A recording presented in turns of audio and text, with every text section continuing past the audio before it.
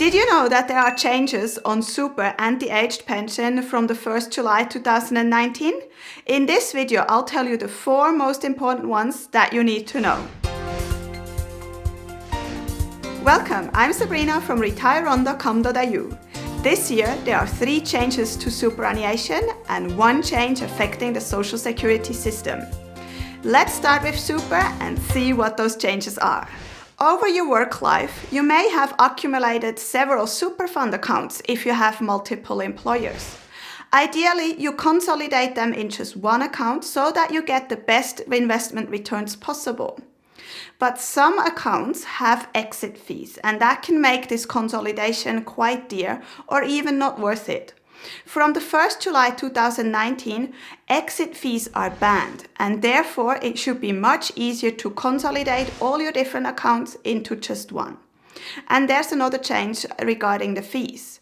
All fees, including administration fee and investment fees, for accounts that have a balance of $6,000 or less are now capped at 3%. There has been a change regarding the insurance cover that you can get through your super fund. If your account has been inactive, it hasn't received any payments from either you or your employer in the last 16 months, then your insurance cover will be cancelled. And the third change affects low balance and inactive accounts. Again, if your account has a balance of $6,000 or less and it has been inactive in the last 16 months, no payment received from either you or your employer, your account will be closed down, the money transferred to the ATO, and you lose all insurance cover that you may have had.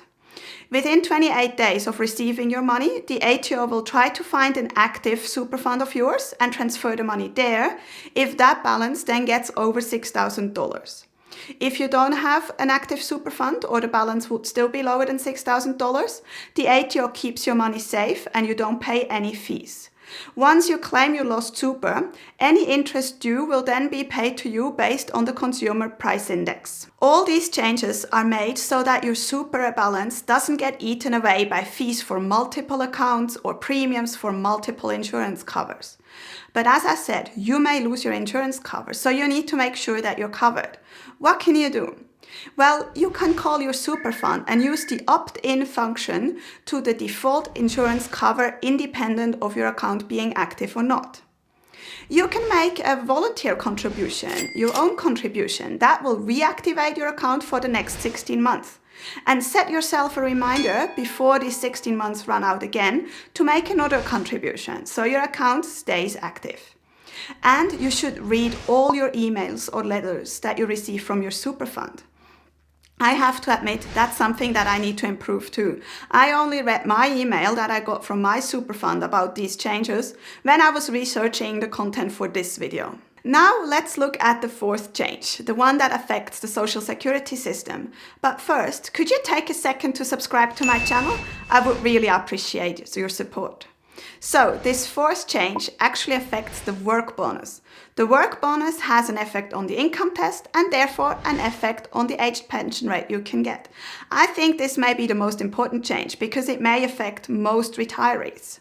So what's the change? The work bonus used to be $250 per fortnight that you could earn before your aged pension gets reduced. Now this increased to $300 per fortnight. Good news, isn't it? And even better, it now also includes self-employment. That wasn't the case before. You had to be employed by somewhere else to be eligible for the work bonus. Now, self-employment is included. So, what do you think about those changes? Do they actually help people? Please let me know by commenting below.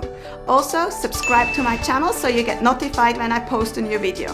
Have a nice day, and I'll see you in my next video.